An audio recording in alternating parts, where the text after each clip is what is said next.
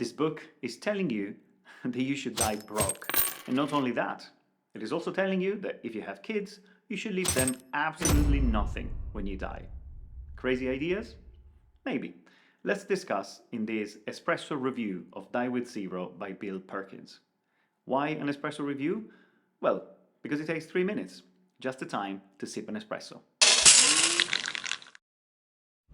The key message of the book is that you should live your life acquiring memories. But of course, you can't buy memories. You need to form them by having experiences. And in fact, having experiences, or I should say buying experiences to form memories, is such an important thing that you should spend everything you have buying them, to the point that you die with nothing left. Die with zero. Of course, Perkins himself admits that it's impossible to die with zero. It's just impossible. Anyway, the book can be summarized in this chart. On one axis you have your money, on the other one you have time and your age. So you should accumulate up to a point and then stop. And from that point onwards, continue having experiences, creating memories, and in general, having a good life to the point that you die when you've got nothing left. Of course, this is easier said than done, because there are two main question marks on this chart. The first one is, what is this number? At what point can you stop accumulating and start spending? The other key thing to know, if you want to try and die with zero, is the exact date of your death, which of course nobody can predict. You can, however, try and get an indication using a statistical website like this one.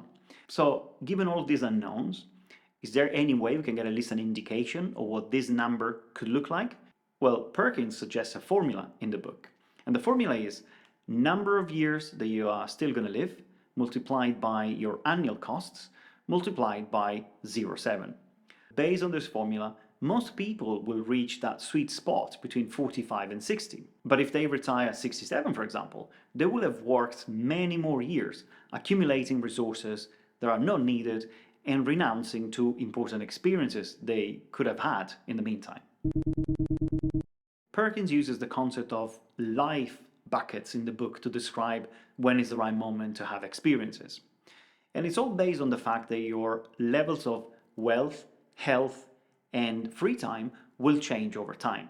His recommendation is that you write everything you want to do in life in a standard bucket list, but then you allocate the single experiences you want to have based on those levels. For example, if one of the things you want to do is to climb Mount Kilimanjaro, you should place that in your 20s or 30s rather than in your 60s or 70s.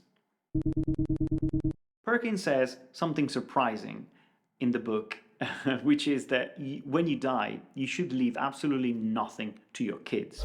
Surely this guy, Perkins, has no kids. The reaction is fair, but the reasoning behind what he says is actually quite sound. The stats tell us that people, on average, receive an inheritance when they are in their 60s. And if you buy into these charts that every experience has a specific time in which you can have it, then surely you agree that giving money to your kids when they are 60 doesn't give them the same opportunity to build memories and have experiences. So according to Perkins, 26 to 35 is the right moment to give money to your kids, because they are old enough to be trusted with money, but young enough to be able to extract maximum value from that gift.